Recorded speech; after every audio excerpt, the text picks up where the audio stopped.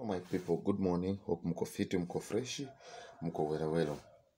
Now, guys, thank you so much kwa wenye watu wamefikiwa na hii video. Kindly, if you're new here, I would like you to subscribe. Na kama wewe ni mwenyeji, make sure una like the video, pia na kucomment. Ndio ifikie as many people as possible. Now, guys, day by day kuna changamoto. Day by day kuna changamoto. Yes, na ni baadhi ya vitu ambavyo afisa wetu amezoea kupitia. Kama hii kufika pahali na kukuwa disappointed as in the people tunategemea bado watusaidii, hiyo ni kitu ambayo tumekuwa na mazoea nayo.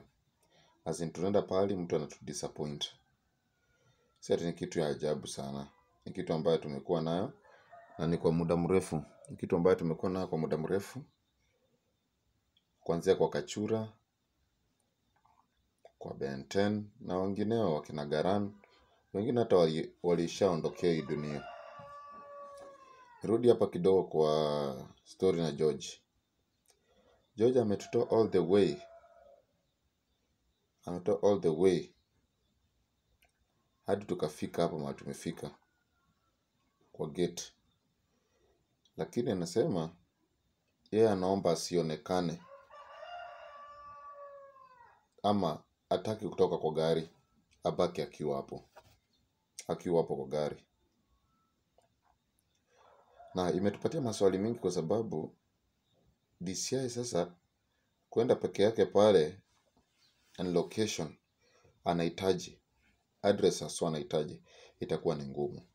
Ndiposa DCI ameenda pale anajaribu kuongea na security, lakini inakaa kidogo ni kama wapatani. Wale askari hatuwezi jua kama wanamdefend huyu Liz ama hatujui kama wanaongea kweli. Mtu ambaye angeweza kusaidia tu nani ni huyu George. George tu ndiye angeweza kusaidia. Lakini George mwenyewe sijui ni kujifanya ama ni kweli anasema akionekana pale anaweza malizwa.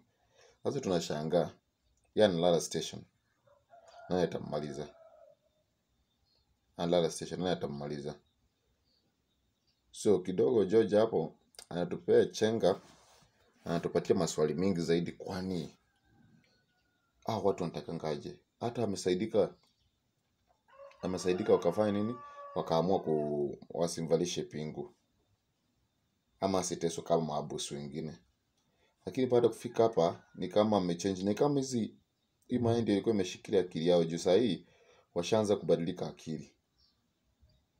Ashaanza kubadilika akili. Sahi George reason kama kitambo. Sahi ukichukua akili ya George na ya kitambo utapata ya kitambo ilikuwa more mature than hii ya sahi. So hiyo ni kumaanisha something is wrong. It's either inaweza kuwa ni uoga ambaye anaogopa nayo guide Liz, ama ile mayai ilisababisha mambo mengi sana mentally. So guys, mimi kidogo hapo naona ni kama DCI inafaa chunge sana kwa hiyo gate. Even now security anaongea nao, they seem to defend sana Liz. They seem to defend sana na si ati niko na evidence ama nini, hapana, ni kitu inaonekana tu obvious. Wana defend mtu ambaye kuko anaitwa Elizabeth. Mwanzo DCI aliulizia Liz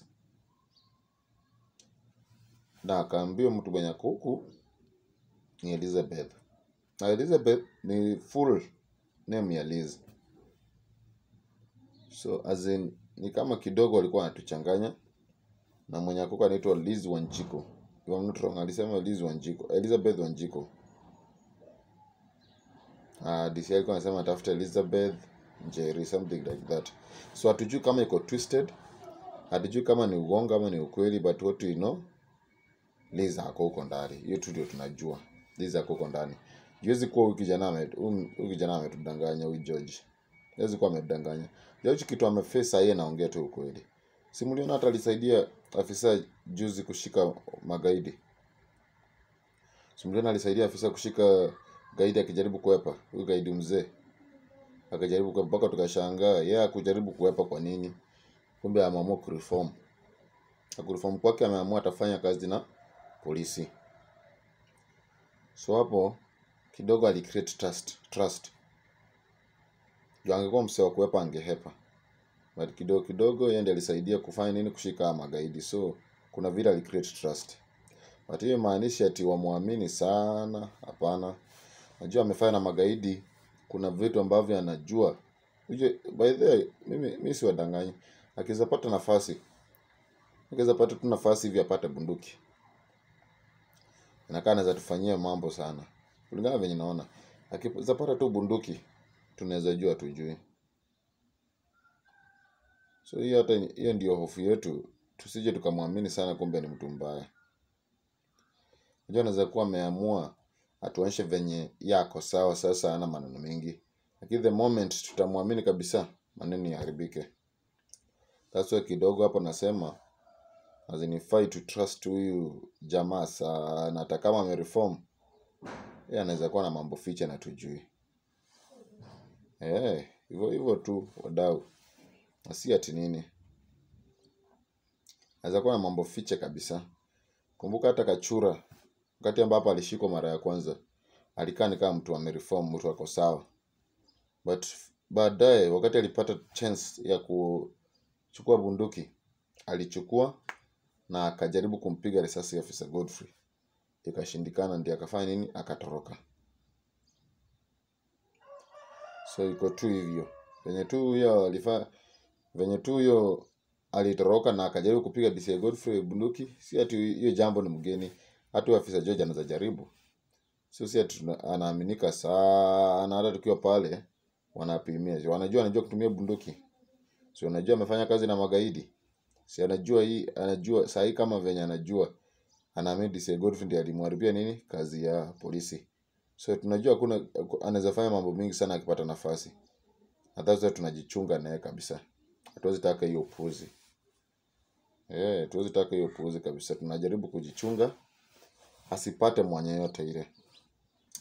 So guys, thank you so much. Na nikiwakumbusha hii video yenye iko hapa hivi, kuna link nimewekea hapa kwa comment section.